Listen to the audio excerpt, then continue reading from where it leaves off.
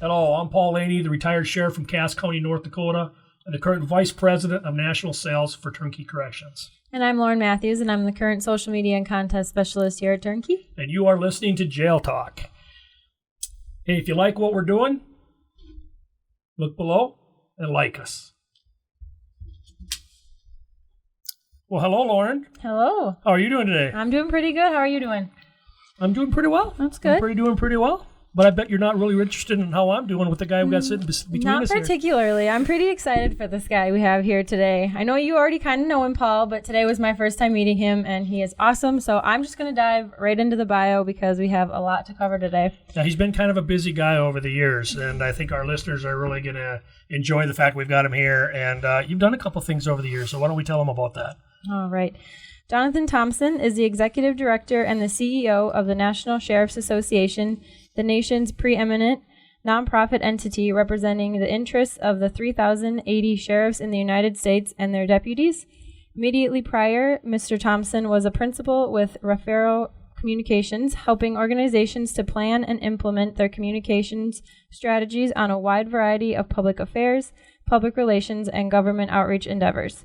From 2007 to 2009, Mr. Thompson was the Director of External Affairs for the Department of Homeland Security's Federal Emergency Management Agency. He was previously Deputy Assistant Secretary of Defense for Public Affairs and served in the Defense Reconstruction Support Office for Iraq and Afghanistan Affairs. Prior to his government service, Mr. Thompson served in senior management positions with 2 national trade associations. He holds a bachelor's degree from the University of Wisconsin-Madison, is married, and lives in Northern Virginia. So, when are you going to grow up and, get a real job where you do something important? Well, that's I don't know what to say to that. You've been a busy guy. My friend, I can't tell you how excited we are to have you here today. We get to ride together again. Yeah, I know. Chewed some dirt over the years, and not only do we have a professional relationship, we've had a good, strong friendship over the years because you're obviously somebody that I've respected for many, many, many years, and been so excited to deal some things with you. And I will never forget the phone call at 4:30 p.m. as I'm sitting in the grocery store parking lot in my hometown. Yeah. And on March 12th of 2020, where I see it's Jonathan Thompson on the phone, and I'm like, hey, cool, Jonathan's calling. What do you know?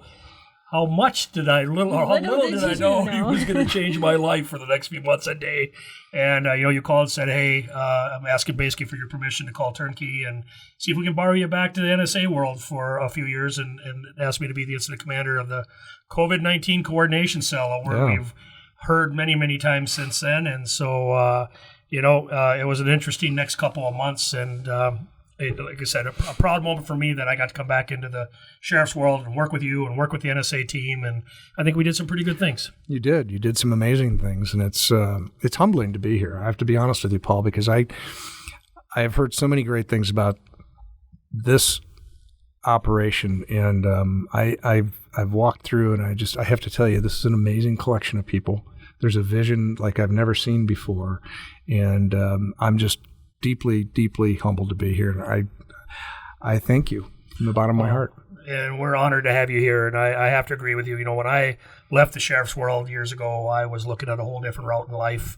I had known Turnkey through my time, being a client and working with them that way. And when they approached me about coming to work for them, and I got a chance to come here, and I was a keynote speaker in 2017, and got a chance to see their operation, their facility. And when they asked me to be part of this team, I thought this is a family I could be part of, and it's something I'm proud to bring my background and experience with. And I get to work with people like Lauren. I mean, lucky you. I do. Lucky me. I mean, we have a team here and a family atmosphere here that's really cool. And as we've talked about in a number of the episodes, when Todd, our owner, Todd Westby, came up with the idea for JailTalk and approached us and asked us to do this, it was all about, the sheriff's world is who we support. The sheriff's world is who puts food on our table.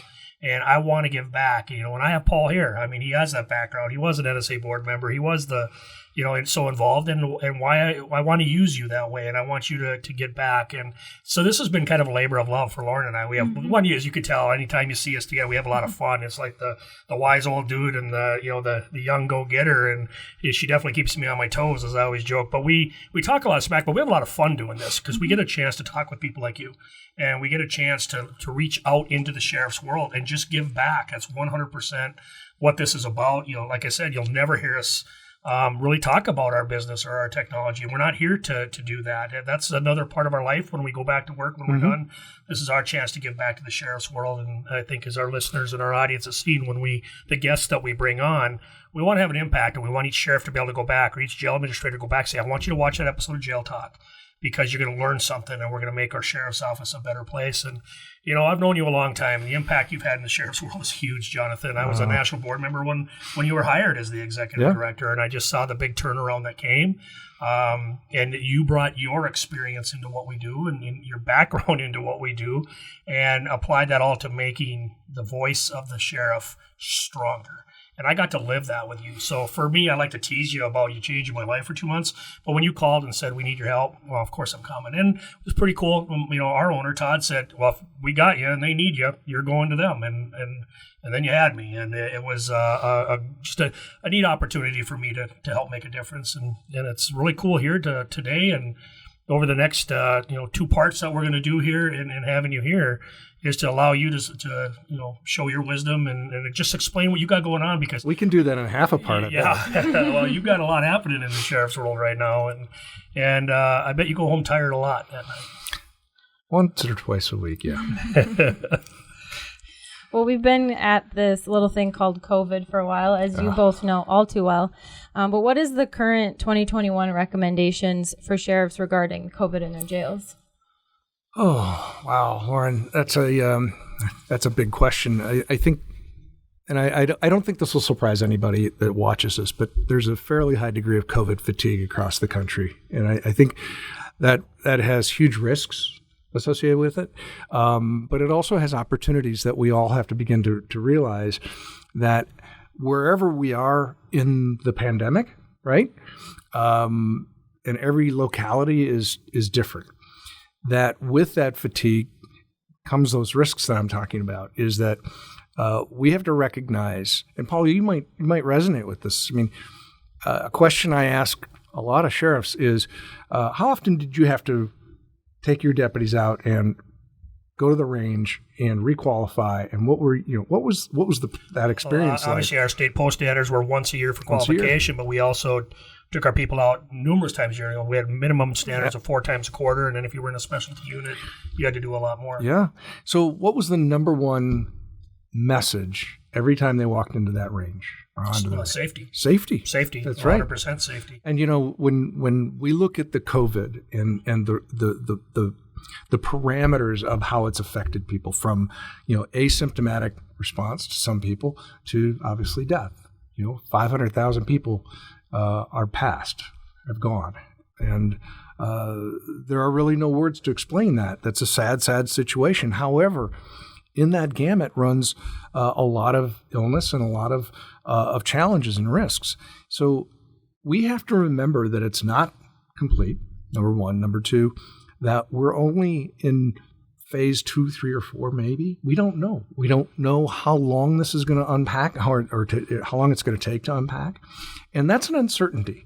Whereas when you're at the range, I would imagine, right? Just put your range officer's hat on for a second.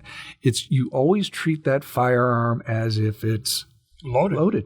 Right. You always got to make sure it's safe and pointed in the right direction, and it's always loaded, because the liability, if you don't, is huge. And I think when I look at the situation, Lauren, I would want to say back to sheriffs, and I would especially want to say to jail operations deputies, is you have to assume that it is one of the most dangerous things you'll come in contact with, the situation of COVID, right? So treat it as though that inmate or your colleague or your peer or your one of your deputies has been exposed or will be exposed. It's a little bit like treating it as a loaded gun. And we have to remember that we're in it now for slightly more than a year, right? And we're still fighting it. We still we have a long way to go. We have deaths that are continuing, and there are some risks that go with just stepping back and relaxing. And we can't fall into those traps, whether it's on patrol operations or whether it's in jail operations, court security operations, or serving paper, whatever the case may be. We have to take a new set of precautions, and we want to make sure that those protocols are adhered to. That, to me, is something that I would hope sheriffs will remember. And they don't. That's a tough one because I'm sure it's no surprise sheriffs are good at what they do, right? And they know they're good at what they do, right? But this is an unknown beast, and we cannot afford to put ourselves at risk on anything, whether it's an operation that's been planned, whether it's a situation in a jail that somebody's trying to strike out. You take all the precautions necessary, right? Do the same with COVID. It's not passed. It's not yet near the passage. I think too, when I look back at what I know about what I knew going into COVID about jail operations, right, and what I know now is radically different. The world has changed, right? We've had a lot of pressure to release people from custody. Nothing wrong with that. But what happens to those inmates when they were exposed and they go out into the community, right? Well, and I think one of the things that was so tough, and we saw this, being on the task force together and talking to our sheriffs, it got so polarized. Mask, don't mask. It's real, it's not real. It got so politicized that, a lot of the virus itself and the danger of it got lost in the political rhetoric of it. And in the polarization of it, and I think that was such a hard thing where sheriffs had to wade through, because you got those that are very, very let them open the doors and let them all out, and then you have those that you have those philosophies from people in the public. Well, they're inmates; they deserve to be in jail, and whatever happens, and no sheriff can look at either one of those and say, well, I'm going to do this or I'm going to do this. They're our responsibility. They are your responsibility. And there's, we've talked about this many times, but you have a moral obligation, right?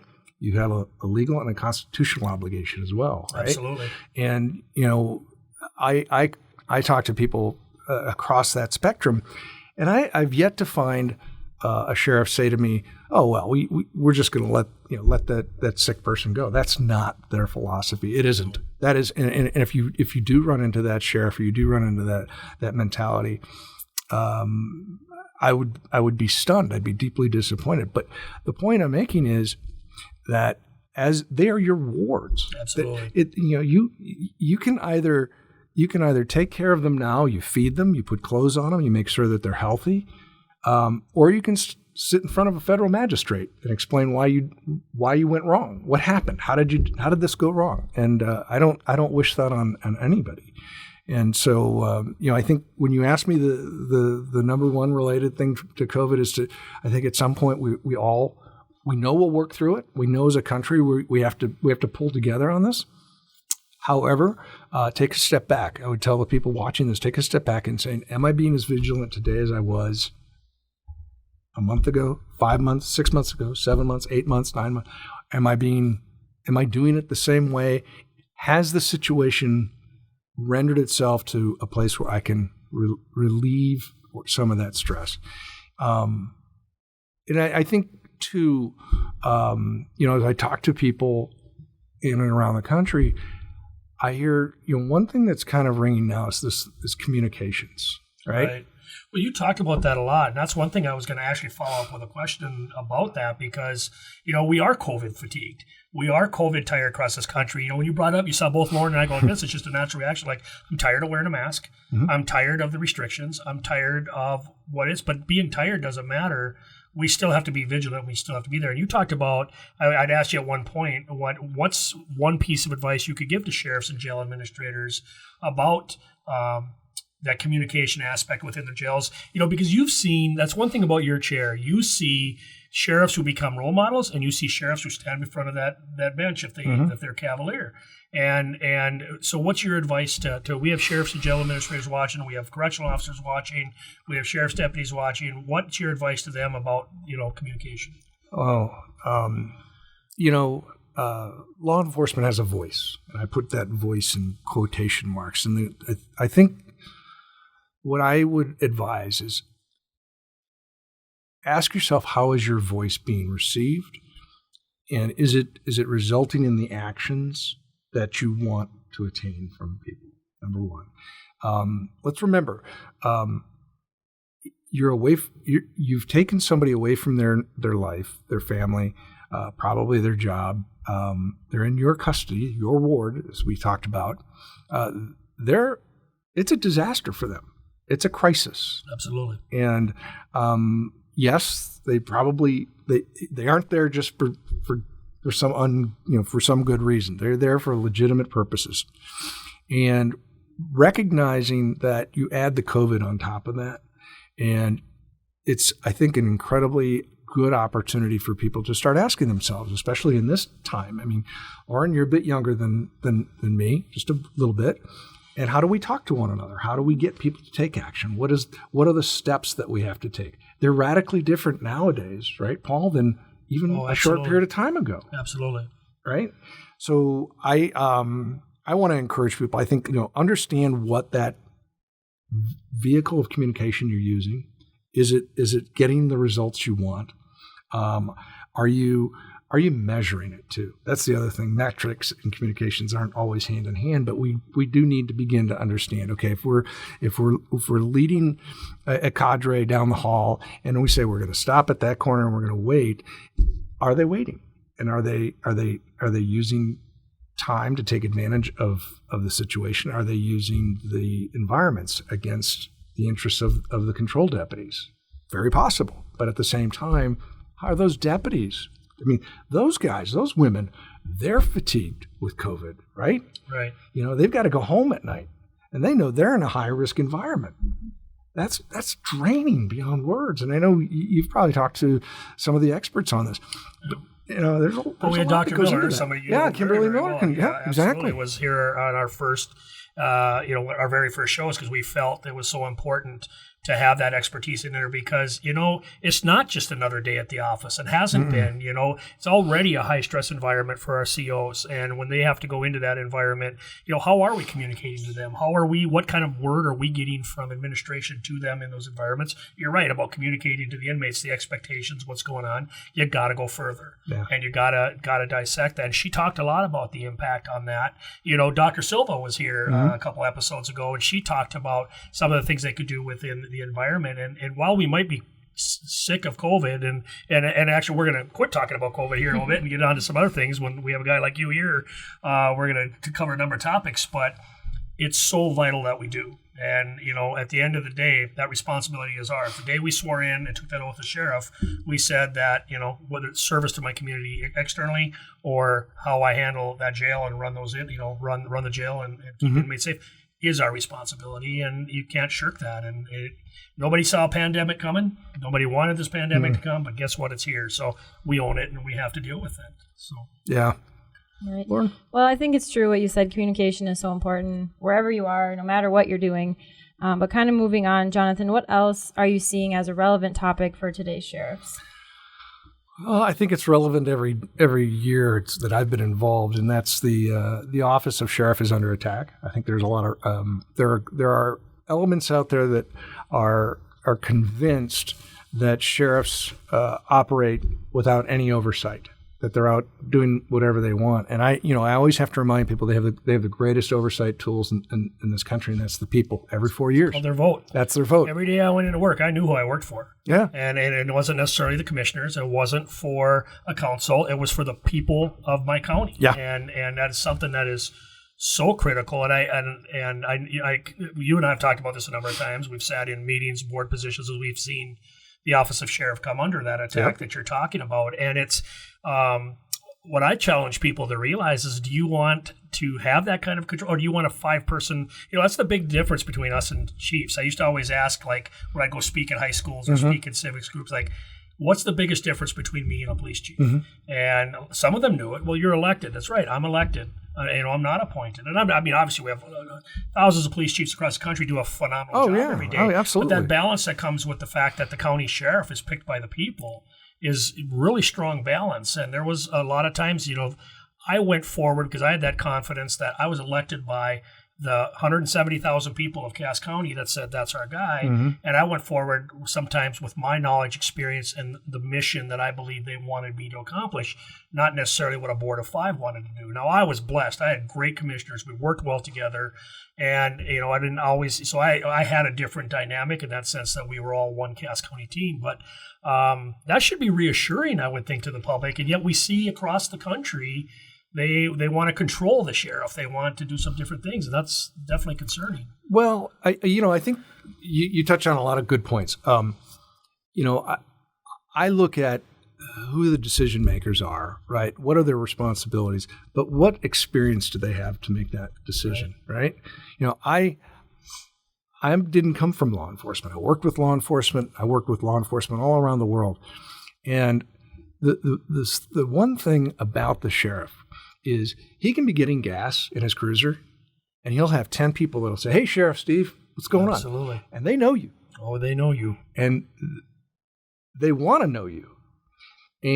But they want to know you in a positive way. They don't want to be in your custody, which takes me back to those people that are in the jail. You know them. They're your neighbors.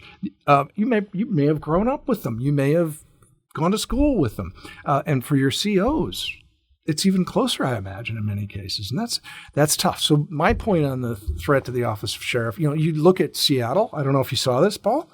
Lauren, what happened in Seattle last election is they eliminated the elected office of sheriff, just eliminated it. So what happens now is that the people have lost a voice in King County. It's the second time that they've done this. They've lost a voice as to what the benchmark for law enforcement standards are in the county, right? That's huge. You just took something away from the people. Something's not right in that picture. But I look, like you said, I know plenty of chiefs. They're great. They're phenomenal. But they have a different connection point. They have a different leverage point. They ultimately have to answer to somebody who was elected. So it's where is the real where's the oversight of a sheriff? It's at the people. It's at that ballot box. It's going to say, I don't care if you're Republican, I don't care if you're Democrat or you're unaffiliated. I still get to decide whether or not you're doing the job I expect or we expect. Absolutely.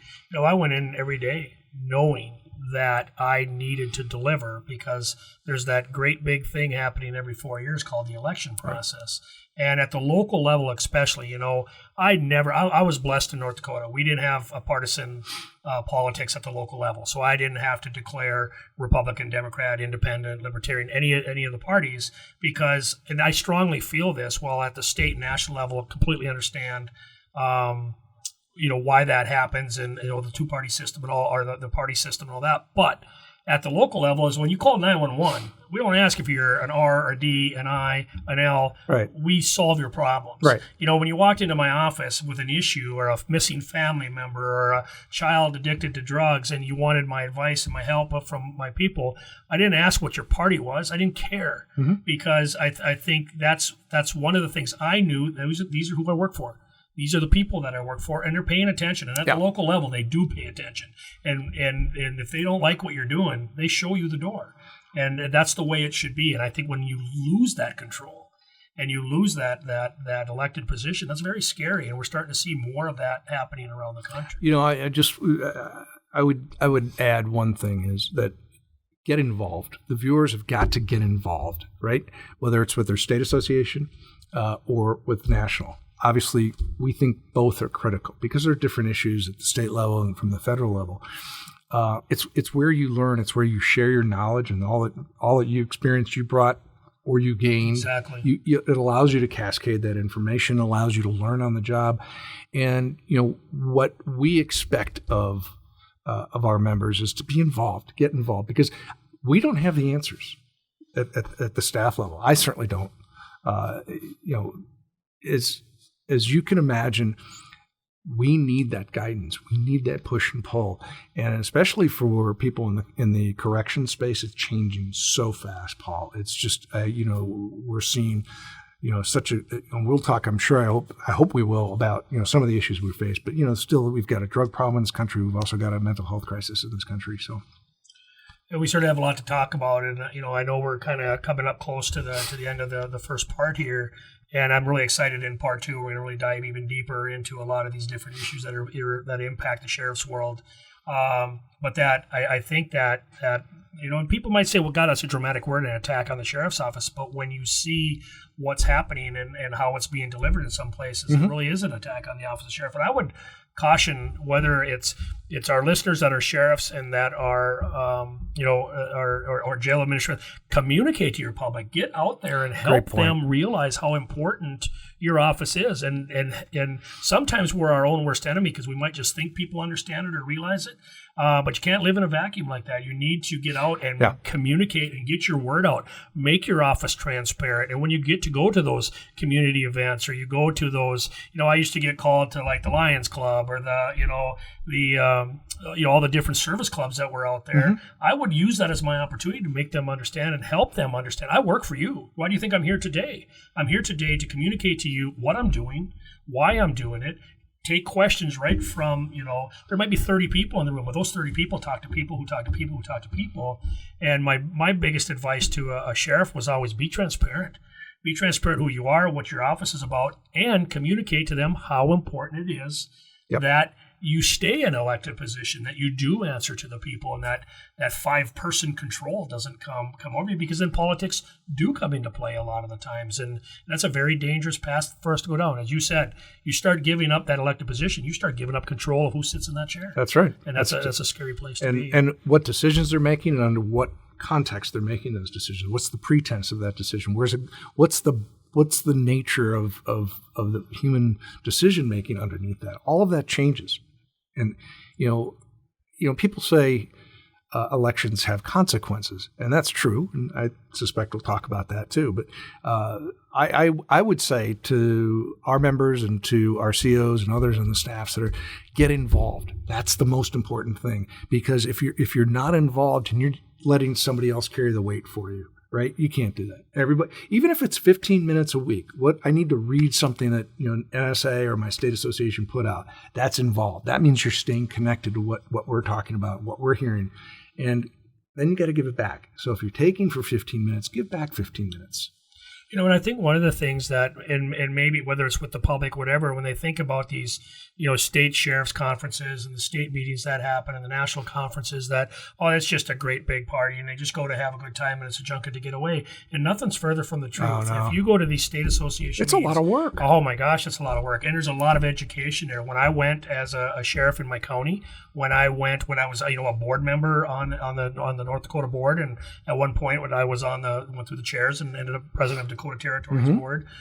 There's a lot of work behind those. Why? Because we're not planning parties and junk. We're planning training and development and what's the hot issues and what legislative issues are being brought upon us. And we need to educate the public that if this happens, this is the impact of that. A lot of times these civilian legislators who have no law enforcement experience, what seems like a great idea to them can have a massive impact on how we do operations. That's right. And it's not, somebody else isn't going to come in and fix that for you. We have to take that bull by the horns and get in. And I found the best way to get involved was to bring the collective power of our voice to our state association. And then ultimately, as I got very involved at the national level because that national voice is critical at the national level. And so I would also echo what you said, Jonathan, and encourage I might be retired now, but I feel as strongly about it now as I did when I was active, is get involved in your state associations, give them your time, give them your voice, give them your ideas, and get involved in the national organization, because that is our voice. That is the NSA's, the voice of America's sheriffs. Yep. And that's how we combat some of this. It's get involved and make a difference, because otherwise you're going to live with what comes down. And sometimes those that are making that decision out there for us don't have our best interest at heart. Hey, Paul, it just dawned on me. We kind of took over the show here. Yeah, Lauren? I kind of let you guys run with it. I was going to say we have to close out this show. Are you used to this at all? Or, I'm watching the time. Don't worry, I got you. Well, this probably is a great time to probably probably cut out here, and I can't again. I know we've said this so many times, but we're so thankful on behalf of Lauren and I to have you here. I'm very excited about part 2 as we kind of dive into more. We have a couple of really strong topics that will affect the nation's sheriffs, and If you have any questions, comments, or even want to be featured on the show, email us at jailtalk@gmail.com. Make sure you follow us on Twitter at JailTalk Podcast, and like, share, and subscribe to our YouTube channel. And if you want to listen on jailtalk.podbean.com. Well, thanks again for coming on our show, Jonathan. I'm Paul Laney. And I'm Lauren Matthews. We'll see you next time.